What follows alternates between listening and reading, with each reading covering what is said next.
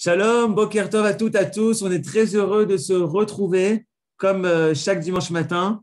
On se retrouve très souvent le dimanche matin et également avec la rabbinite Ben Ishai. Aujourd'hui, tout particulièrement, on se retrouve pour une journée spéciale Pessah avec Orod Vekelim et Lilmod et plein d'autres associations, Midrash Etren. La rabbinite Ben Ishai voulait nous parler des simanim du Seder. Bechavod à rabbinite Ben Ishai. Boker Tov les Koulam. Ça me fait plaisir de vous retrouver dimanche matin à 10h. Et on va sortir un petit peu du nettoyage, mais on va essayer de rentrer dans l'ambiance de Pessah et de se préparer véritablement au Seder de Pessah. Le Seder de Pessah, c'est pas seulement nettoyer, on n'arrive pas à Pessah seulement en nettoyant la maison, mais aussi en se préparant de façon spirituelle. Et là, ce que je voulais, c'est vous transmettre un enseignement du Rav Kook, qui a été transmis par le Rav Eyal Vered.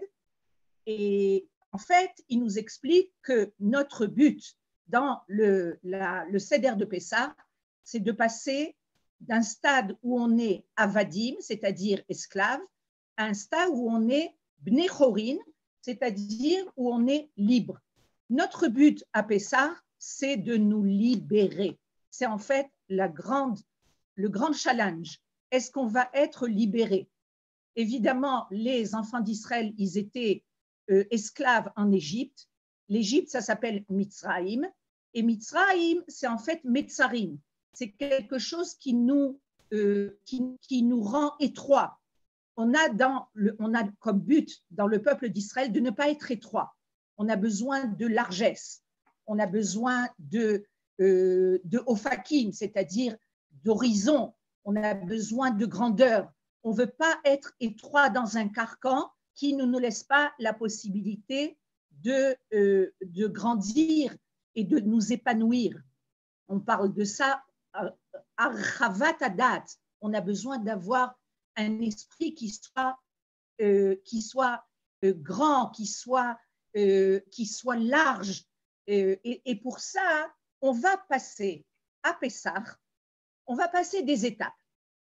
On va passer du stade où on était complètement esclave au stade où on va être libre. Et pour cela, on a 15 tachanot. C'est quoi 15 tachanot? C'est 15 stations. Il y a 15 simanim du Seder de Pessah. Il y a Kadesh, Uchatz, Karpas, Yachatz, Magid, Rachza, Motzi, Matzah, Maror, Korer, Shulchan Orer, Safun, Barer, Alel, Nirtza. Il y a 15 tachanot. D'abord, il faut bien savoir que le chiffre 15, il nous amène à quelque chose de très particulier parce qu'il nous amène au Beth Amikdash. Il y avait 15 madrigot, il y avait 15 maalot, shir à maalot. D'ailleurs, si vous voyez dans le Sefer Teilim, vous voyez les shir à maalot du roi David, il y a 15 chapitres qui commencent par shir à maalot. Pourquoi? Parce qu'il y avait des étages, pas des étages, des maalot, des escaliers qui nous amenaient au Beth Amikdash, et il y en avait 15. C'est-à-dire que lorsqu'on commence le Seder de Pessah, on va passer 15 tachanot, on va passer 15 stations, et notre but, c'est d'arriver au Beth Amikdash, d'arriver à notre but. Et pour cela, on va faire ensemble. On n'a pas énormément de temps, mais on va essayer de passer ensemble les 15 tachanot. On va passer Bezrat Hashem, Motzei Shabbat prochain, avec le Leil Seder, qu'on soit tous réunis dans la joie, dans la bonne santé et que tout se passe comme il faut. Alors, donc, on a dit qu'il y a 15 tachanot pour arriver à la liberté, pour être des hommes libres. Je crois qu'il n'y a pas de chose plus terrible que d'être emprisonné. Imaginez-vous quelqu'un qui a reçu une sentence d'aller en prison. Je crois que c'est la chose la plus terrible qu'une personne sente qu'elle n'a pas la possibilité d'être libre. Et donc, la Torah vient nous dire la première fête que le peuple d'Israël va fêter, c'est-à-dire le Chag HaPessah, c'est la première fête qui nous a été donnée quand on est sorti d'Égypte. c'est la fête de la liberté. C'est-à-dire que si on n'est pas libre, et on n'est pas libre, on peut ne pas être emprisonné dans une prison, mais on peut être dans une prison individuelle. Et notre but, c'est de nous libérer de chaque prison dans laquelle on peut se trouver. Alors, on commence le premier signe du Seder qui s'appelle Kadesh. Qu'est-ce qu'on fait dans Kadesh? On fait le Kiddush. Le Kiddush, c'est-à-dire, en fait, on vient nous dire, sache que, quel est le but? Quand on parle de Kadesh, c'est de sanctifier. Les Kadesh, c'est sanctifier. Quand on va, un homme va passer sous la roupa avec sa kala, il va passer les Kiddushim. C'est quoi les Kiddushim? C'est-à-dire qu'il y a un processus dans les Kiddushim que la femme devient sa femme. Si jusqu'à présent, elle n'était pas encore sa femme, maintenant, elle est sa femme. C'est-à-dire que les Kadesh, c'est de signaler, de mentionner notre but. Qu'est-ce que je suis? Qu'est-ce que je fais dans ce monde? Où je veux arriver? Quel est mon but? Et en fait, la Torah vient nous dire, sache que tu n'es pas venu dans le monde pour rien. Sache qu'il y a un but à ta vie. Et c'est pas... la plupart des gens vivent sans savoir véritablement le but.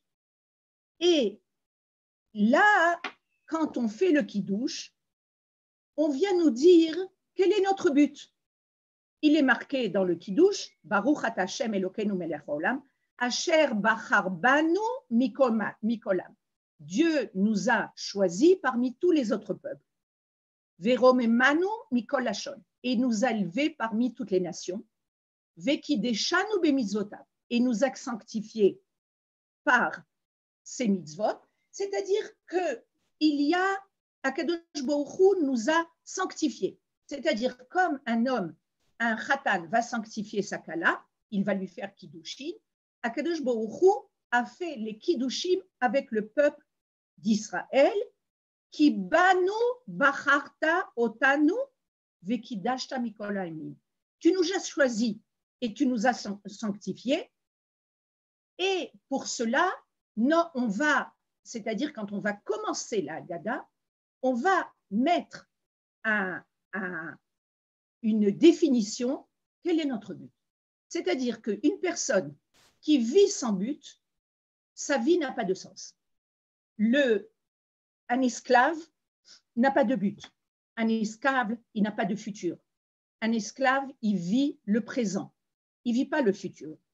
Quand on est Bnei Chorim, quand on est libre, on va vivre le futur. Et on sort d'Égypte, on était esclave en Égypte, mais on sort d'Égypte pas seulement pour être libre, pas par arrêter d'être esclave. Il est marqué Kedé la vod et Hachem à la harazé. On a un but, notre liberté qu'on a reçue en Égypte, elle a un but. Le but, c'est de servir à Kadosh Baruch Hu. Sur le Har Sinaï, on va recevoir la Torah. Il y a une très belle phrase qui nous dit comme ça. Kol shelo oved oto, oved et zulato. Tout celui qui ne va pas servir son créateur va servir une tierce personne. Parce que la personne a besoin de remplir sa vie. Maintenant, comment on va remplir notre vie? Est-ce qu'on va remplir notre vie avec des choses qui sont passagères, des choses qui vont nous remplir, mais pas de façon pleine, pas de façon totale, ou est-ce qu'on va remplir notre vie par un but qui est un but élevé? Et donc, la première tachana, la première étape du Leil Seder, c'est de signaler notre but. C'est comme quelqu'un qui va faire un tioul, il va savoir, il va définir là où il veut aller, il a un but, il a un point où il veut arriver. Et tout le chemin qui va passer, c'est pour arriver à cet endroit-là. Donc, la première étape pour être libre, c'est de mentionner notre but. Notre but, c'est d'être Kedoshim, Kadesh. C'est-à-dire, Akadosh Baruch Hu vient et nous dit Kedoshim tiyu ki kadosh ani. Vous devez être saint parce que je suis saint. Kedoshim, c'est-à-dire qu'on est désigné, on a été choisi par Akadosh Baruch Hu. Alors, c'est la première étape. Il faut bien savoir que la plupart des gens ne vivent pas le but, n'ont pas mis dans leur vie un but à atteindre. La Torah vient nous dire, tu es venu dans ce monde pour atteindre un but. Tu fais partie d'un peuple qui doit dévoiler le divin dans le monde. C'est ça le but. Le but du peuple d'Israël, c'est de dévoiler la divinité dans le monde.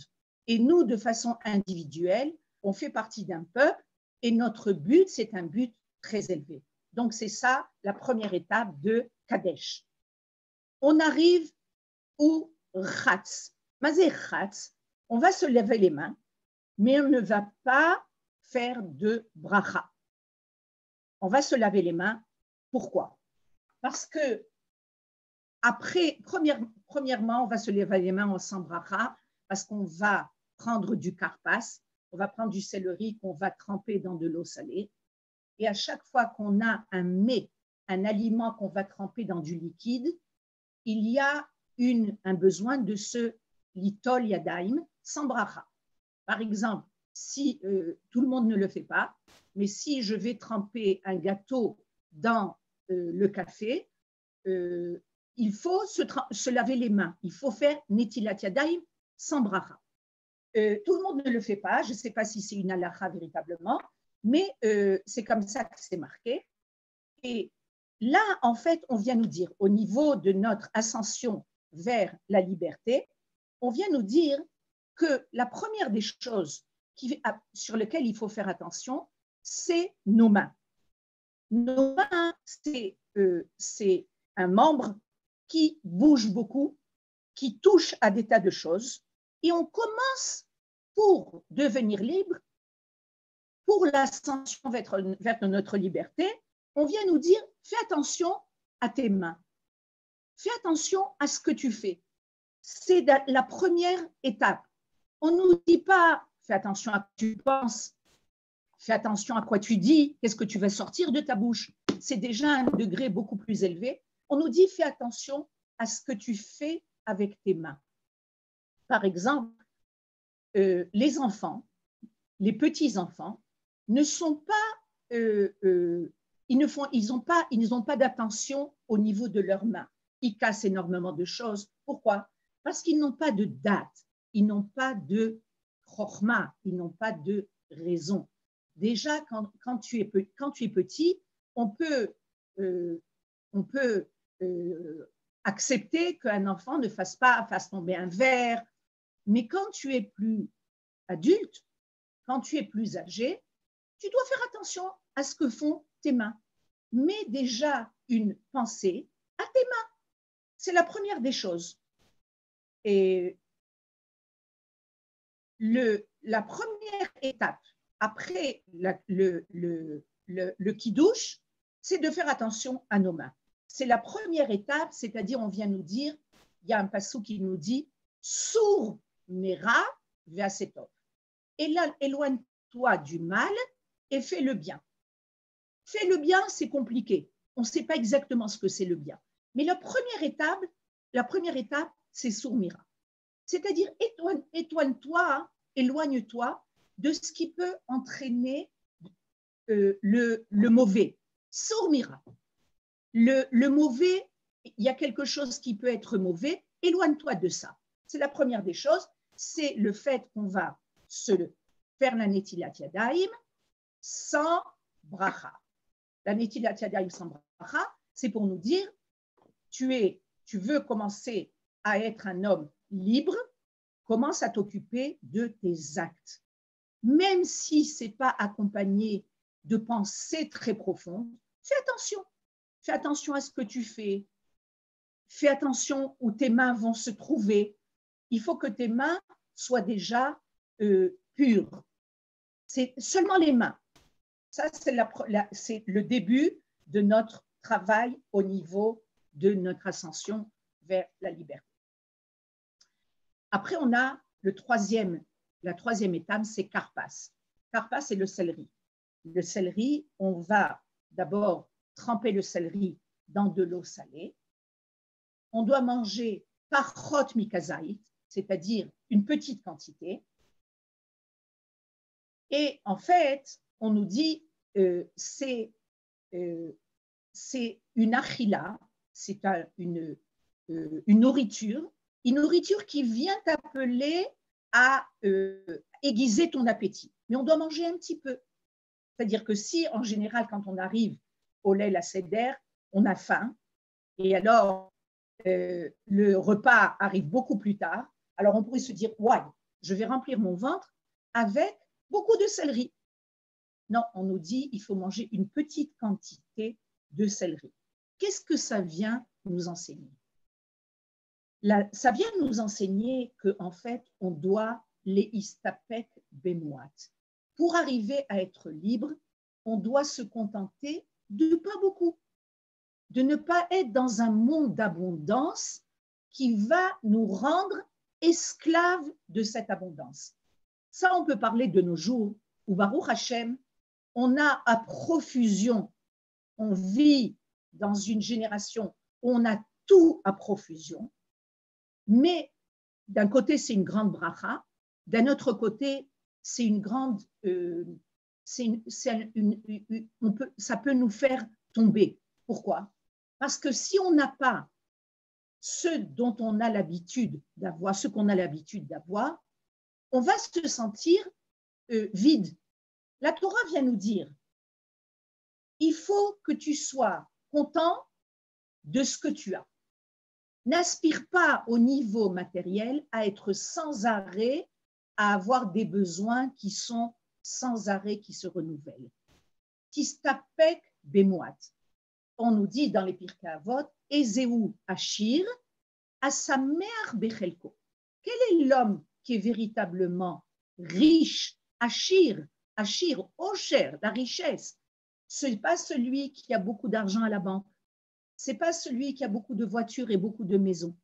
C'est celui qui se contente de ce qu'il a. Ezeu Achir, Asamer Bechelko. Il y a des gens qui sont très riches et qui sont jamais heureux. Ils sont avides d'avoir encore plus. Et il y a des gens qui ont peu et qui sont très heureux. Pourquoi? Parce que la richesse d'une personne, c'est pas d'accumuler ses richesses, mais c'est de se contenter de ce qu'on a.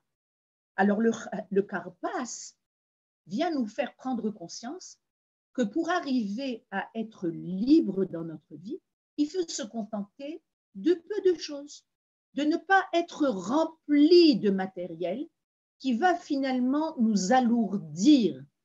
Qu'est-ce qu'on fait, nous les femmes, pendant la période du nettoyage de Pessah? On épure tout ce dont on n'a pas besoin. C'est le nettoyage de Pessah? Oui, c'est entre autres le nettoyage de Pessah. Parce qu'il y a énormément de choses dans nos maisons qui nous alourdissent. Le matériel nous empêche de voir la lumière. Le matériel, c'est le chomer. Le chomer, c'est un écran vers la lumière. Évidemment, on a besoin du chomer. Mais pour être libre, on ne doit pas être esclave du chomer. Alors avant Pessah, on épure tout le chomer dont on n'a pas besoin. Il y a des tas de choses dans notre maison qu'on n'utilise pas, qui sont là et qui vont nous alourdir. Il y a des tas de vêtements, ça fait des années que je n'utilise plus. Prends ces vêtements-là, va les donner à des gens qui en ont besoin. Alors ils auront un but, ils auront un rôle, ces vêtements-là. De la même façon au niveau de la vaisselle, de la même façon au niveau de tout ce qu'on a dans nos maisons, de la même façon au niveau de la nourriture. La nourriture, c'est le Karpas. Le Karpas, contente-toi de peu. n'est pas sans arrêt les yeux plus grands que le ventre. Akadosh Baruch Hu, il nous a éduqués à nous contenter de peu. Avec quoi? Avec la achilat man. Quand Akadosh Baruch Hu nous a donné la manne dans le désert, c'était une nourriture divine, une nourriture qui remplissait la personne, et on n'avait pas besoin de prendre, chacun devait prendre une quantité bien précise. Omer les goulgolettes, c'est une quantité par personne. C'est une petite quantité. Mais cette petite quantité, elle suffisait à rassasier la personne. Et il fallait laisser aux autres. C'était le chiour que Akadosh Baruch Hu nous a donné dans le désert. Il nous a donné ce limoud de se contenter de peu. Et le karpas, il nous rappelle la achilat man, il nous rappelle la nourriture de la manne. Et pendant 40 ans, les enfants d'Israël se sont habitués à manger peu, mais ce peu les rassasier. Et le véritable, pour arriver à être libre, c'est celui qui veut arriver à être libre, il faut qu'il se contente de peu, qu'il ne soit pas sans arrêt avec cette volonté de se remplir de matériel. Le grand idéal, c'est de savoir ce dont j'ai besoin et de mettre des limites. On vit dans une culture pareille, on vit dans un monde pareil où les gens arrivent dans un mariage et ils remplissent, ou à l'hôtel ou dans un restaurant, ils remplissent leurs assiettes. Il faut s'habituer. Qu'est-ce que tu as besoin? Tu as besoin de tellement de nourriture que finalement tu vas laisser cette nourriture et elle va être jetée. Le véritable homme libre, c'est celui qui sait se mettre des limites. C'est celui qui est content de ce qu'il a. Le Eved, l'esclave, il a toujours peur de ce qui va se passer après. Donc, il va accumuler. Quelqu'un qui accumule, c'est quelqu'un qui est Eved. Pourquoi? Parce que tout ce qu'il va accumuler va le rendre esclave de cette matière. Par exemple, il y a des gens qui, toute leur vie, ils pensent à ce qui va se passer demain. On mange le karpas couché si c'est un signe de liberté. Bien sûr, c'est un signe de liberté. Et alors, il y a des gens qui, quand ils sont jeunes, ils se disent « Ouais, je suis en train de vérifier qu'est-ce que je vais faire quand je vais être plus âgé. » Et quand ils sont à la période où ils doivent faire grandir leurs enfants, ils ne vivent pas véritablement cette période, mais ils vivent la période où quand est-ce que mes enfants vont grandir et que je vais pouvoir me reposer. Quand ils sont plus âgés, ouais, quand est-ce? C'est-à-dire qu'il y a des gens qui ne vivent pas véritablement le présent. Ils sont sans arrêt dans le futur. Je vous donne un exemple. Des parents qui vont à la Messiba du Gan de leurs enfants. Est-ce qu'ils sont présents à la Messiba du Gan de leurs enfants? Vous allez me dire, bien sûr, je suis allée à la Messiba du Gan de mon fils ou de ma fille. Mais qu'est-ce qu'ils font à cette Messiba? Ils prennent le téléphone et ils filment. C'est-à-dire qu'ils ne sont pas véritablement avec leurs enfants. Ils sont en train de éterniser un moment. On ne sait jamais qu'est-ce qui va se passer avec ces films ou avec ces photos, parce que finalement, on ne les voit pratiquement jamais. Ça aurait été bien que quelqu'un filme la Messiba du Gan et que les parents soient là avec leurs enfants. C'est-à-dire, vis le présent. Ne sois pas sans arrêt assoiffé vers quelque chose qui va te donner peut-être une illusion qui sera où j'aurai quelque chose de bien. Le bien, c'est le présent. Celui qui est véritablement libre, c'est celui qui vit le présent. Ça fait énormément partie de notre vie. Combien de fois on est en contact, on est à une discussion avec une amie, avec notre mari, avec notre enfant, et puis le téléphone sonne, qu'est-ce qu'on fait? Et on est tous pareils. on va tout de suite répondre au téléphone. C'est-à-dire que le moment présent que je suis en train de vivre ne me remplit pas. Et je me dis que, étant donné que le téléphone sonne, il y a quelque chose de plus important que le moment présent. Vous savez qu'Akadosh Baruch Hu, il est appelé Makom. Makom, c'est-à-dire là où tu te trouves, tu peux rencontrer Akadosh Baruch Hu.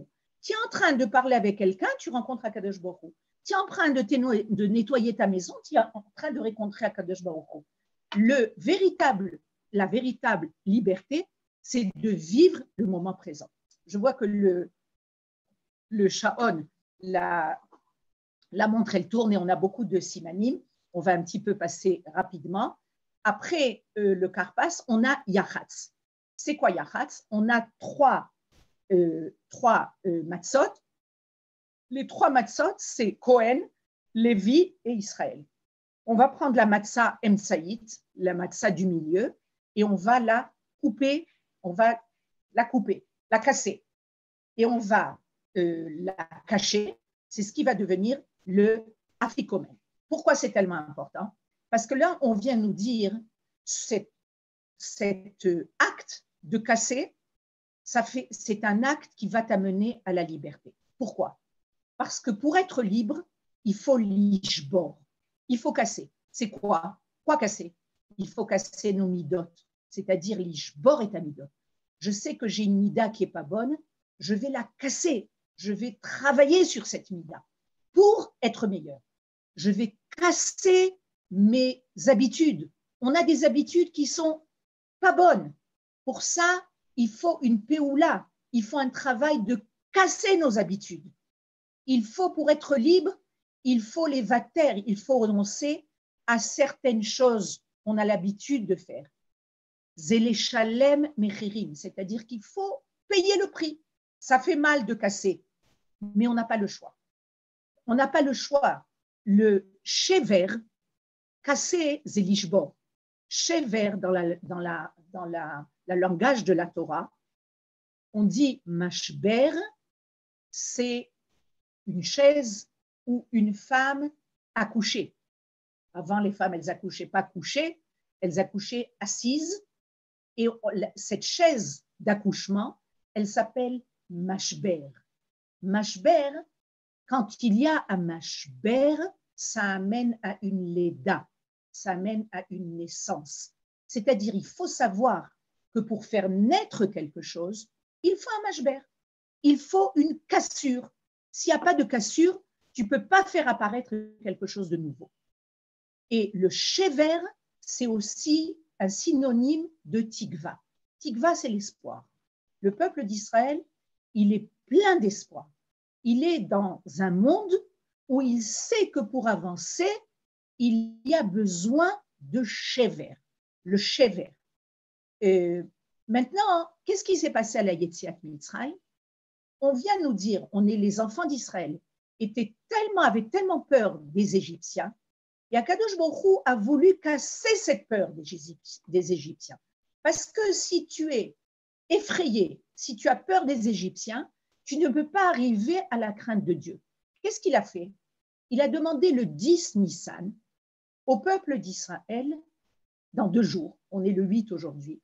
Dans 2 jours. Il a demandé au peuple d'Israël de prendre un C, c'est-à-dire un agneau.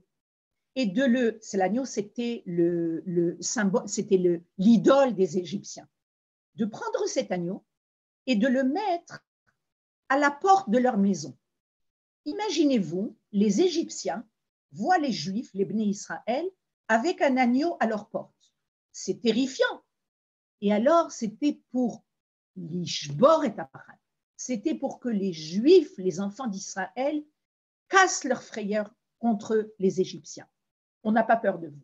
Et il y a une deuxième chose que Akadosh Baruch Hu a faite, c'est que quand ils sont sortis d'Égypte, sauf, on est sorti de la gueule du loup et ils commencent à marcher. Et à un certain moment, Akadosh Baruch Hu dit à Moshe Rabbeinu, dit aux enfants d'Israël, des millions de personnes, de retourner en arrière, c'est-à-dire de retourner en Égypte. Mais à quoi ça sert? Pourquoi faire? On est sorti d'Égypte. On a trouvé notre liberté. Maintenant, tu nous fais retourner en arrière. Ben oui, tout ça, c'est pour casser leur peur des Égyptiens. Ça, c'est Yachat, c'est Nishbor. Maintenant, on arrive à Magid. Magid, c'est on commence véritablement la liberté. Quand une personne, elle est libre, c'est une personne qui arrive à parler. Une personne libre peut exprimer son monde intérieur. Les enfants d'Israël en Égypte ne parlaient pas. Ils souffraient, ils soupiraient, mais ils ne parlaient pas. Ils avaient un esclavage, un travail tellement dur que cela leur a empêché de parler. Et notre véritable liberté, c'est de parler. Magid, c'est-à-dire la soir du Seder, on parle. La parole, c'est quelque chose d'extraordinaire. On fait sortir quelque chose d'intérieur à l'extérieur. On fait sortir, quand quelqu'un il est en galoute, il y a un dibour de galoute. Quand quelqu'un il est en galoute, quand il n'est pas proche de son monde intérieur, il ne peut pas parler. Il y a des gens qui ne peuvent pas dire merci. Il y a des gens qui ne peuvent pas prier. Il y a des gens qui ne peuvent pas exprimer des sentiments. C'est des gens qui sont dans la galoute du dibour. La véritable préroute, la véritable liberté, c'est quand tu peux exprimer quelque chose qui t'appartient à l'intérieur. Tu peux communiquer ton monde intérieur à l'extérieur. On arrive à Rachatsa, Magid Rachatsa, et on arrive à véritablement à être dans la liberté, parce qu'on va se laver les mains et on va se laver les mains, c'est-à-dire qu'on va faire la Netilat Yadayim, mais cette fois-ci, on va se laver les mains avec la bracha. Si la première fois c'était sans bracha, là maintenant c'est avec la bracha. C'est-à-dire qu'il y a un passouk qui vient nous dire, quand on se lave les mains, on doit lever les mains en haut, Seu yadechem kodesh ou barechu et Hashem. C'est-à-dire on lève les mains, on est en rapport avec notre marshava, on est en rapport avec le dibour, puisqu'on va dire la bracha, et on est en rapport avec les mains. C'est-à-dire que c'est un monde qui est un monde beaucoup plus harmonieux, un monde où il y a la marshava, le dibour et le maasé. Et là, on commence à pouvoir faire quelque chose qui est assez tov. Si tout à l'heure on a dit sourmera, on fait attention de s'écarter du mal. Là maintenant, on va faire le tov, c'est-à-dire qu'on est dans un monde harmonieux. Motzi matzah, on arrive à une autre étape. On va manger de la matzah. Maintenant la question, est-ce que la matzah c'est le pain de la pauvreté, le pain de l'esclavage, ou c'est le pain de la liberté? C'est le pain de la pauvreté d'un côté. Quand on mange de la matzah, ça va nous remplir notre ventre. On va être rassasié de façon très rapide.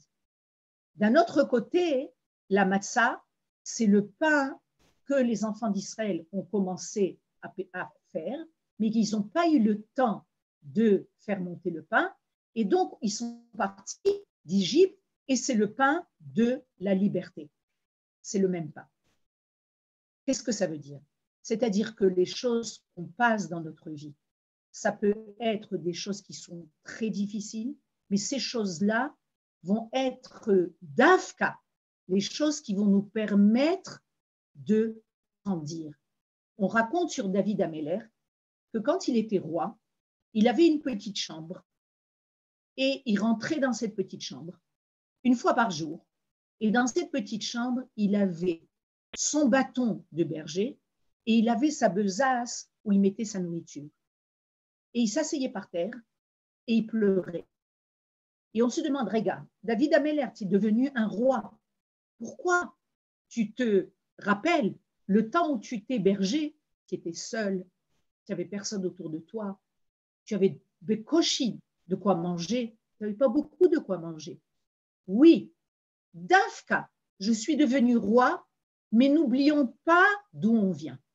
C'est en fait le but de Pessah. Le but de Pessah, c'est de savoir, on est libre, Baruch Hashem, nous sommes un peuple qui avons été choisis par Akadosh Baruch Hu, et on doit arriver à de très grandes choses. Mais n'oublie pas d'où tu viens.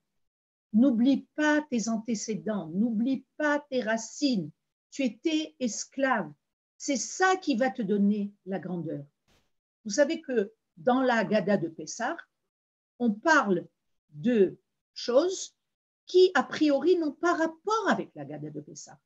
On raconte que lorsque le juif se trouve en Israël et qu'il va amener les prémices au Beth Amikdash, et il doit dire des psukim. Et on nous dit, mais quel est le rapport avec l'Égypte? Quel est le rapport avec la Yetziat Mitzrayim? On vient nous dire, va arriver le temps où tu vas te retrouver en Eretz Israël, tu vas te retrouver dans l'abondance, mais est-ce que tu te rappelles d'où tu viens? Est-ce que tu te rappelles qui sont tes ancêtres? C'est la chose la plus importante, parce que si il y a une phrase qui dit « celui qui n'a pas de passé n'aura pas de futur ». Si tu n'es pas en contact avec tes racines, tu n'auras pas de possibilité de faire passer la sève dans les branches et dans les fruits. Les fruits n'auront pas de goût, les fruits vont être petits. Plus la sève va passer des racines aux branches et aux fruits, plus les fruits seront grands, seront pleins de jus, seront pleins de vie. C'est ça, Motzi Matzah. C'est la véritable liberté. La vérité, par exemple, on va donner un exemple, qu'il y a des gens qui prenaient des samim, qui prennent de la drogue, et ils vont s'éloigner de ça.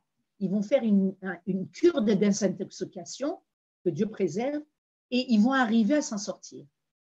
Ces gens-là, après de longues années, ils vont être ceux qui vont aider les gens qui sont drogués. Pourquoi? Parce qu'ils se rappellent de ce qu'ils ont passé. Ce sont les gens qui vont les plus aider ceux qui étaient dans la douleur. On continue, on arrive à Maror Korer. Et là, on arrive à quelque chose de beaucoup plus profond au niveau de la liberté. Maror Korer, c'est-à-dire qu'on va mettre ensemble et le mar et le matok. C'est-à-dire qu'il y a le mar, c'est la chassa. Baruch Hashem, ce n'est pas tellement mar.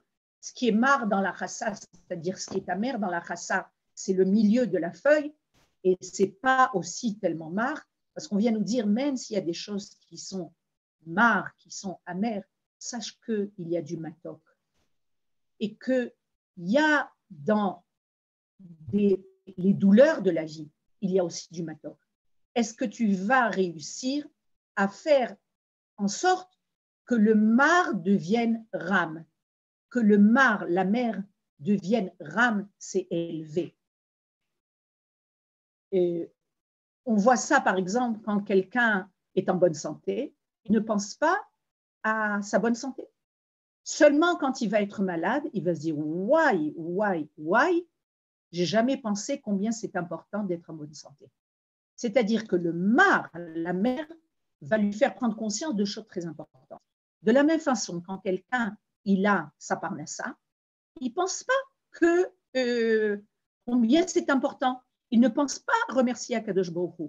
Et là, quand il va chas v'shalom manquer de parnassa, il va se dire why, comme c'est important. Et le rat, le mauvais, va renforcer le bien. Alors, la personne libre, c'est quelqu'un qui n'a pas peur de voir la difficulté et de la surmonter. Il y a des difficultés dans la vie et on les surmonte. L'étape prochaine, c'est Shulchan Horer. C'est quoi Shulchan Horer? Ça y est, on arrive à la nourriture, on a faim, mais Shulchan Horer, c'est-à-dire c'est Shulchan Aruch. Il faut se dire qu'on n'est pas seul. On nous a tracé une ligne. Nos chachamim sont là et ils nous ont tracé une ligne de vie. On n'est pas seul, on doit se rappeler les moments où c'est difficile, on doit se rappeler comment Akadosh Baruch Hu est avec nous. On doit se rappeler dans notre vie les moments de lumière. Ça nous donne énormément de force dans des moments de difficulté. Notre responsabilité, c'est de voir dans les moments de difficulté qu'Akadosh Baruch Hu nous aide. Il y a Safoun Barer, Mazet Safoun. Safoun, c'est quelque chose qui est caché. C'est le afikomen qui est caché. Quelque chose de caché, c'est un sod. Un sod, c'est un secret. Un homme libre, il a un secret. Dans un couple, il y a des secrets. On ne transmet pas, on ne raconte pas autour de nous ce qu'un homme et sa femme vivent. C'est un secret. Il y a un secret qui est très important pour vivre le chérout, pour vivre la liberté. Et on voit que dès les Bnei Israël, ils avaient un secret. Akadosh Baruch Hu leur a dit, il y a un secret, pakod ifkod. C'est-à-dire que vous allez savoir que c'est le moment de libération, de liberté, que lorsque vous allez dévoiler les ossements de Yosef. Il leur a déjà donné cet élément de secret. Le secret, c'est un élément de liberté. Il y a la Torah Tassod. Torah Tassod, c'est la Torah du secret.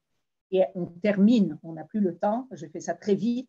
Alel Nirtsa, celui qui est libre, c'est celui qui arrive à remercier, celui qui arrive à glorifier Akadosh Baruch Hu, et celui qui arrive à élever son ratson.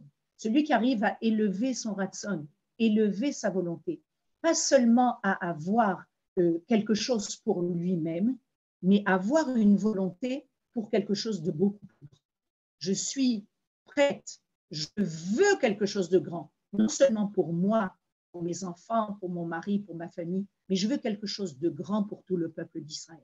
Le peuple d'Israël doit arriver à l'Eshana Abba Birushalayim Abnuya. On est parti de Avadim Aïnou et on arrive à l'Eshana Abba Birushalayim Abnuya, c'est-à-dire d'arriver à se retrouver au Beth Amikdash. On a passé les 15 étapes, les 15 degrés jusqu'à la libération, grande libération du peuple d'Israël quand on va arriver au Beth Amikdash. Je vous souhaite à tous une grande Géoula, de sortir de notre esclavage et de nous retrouver, Bezrat Hashem, très bientôt au Beth Amikdash, tous ensemble. Chag Sameach. Amen. Amen. Toda rabba. Merci beaucoup.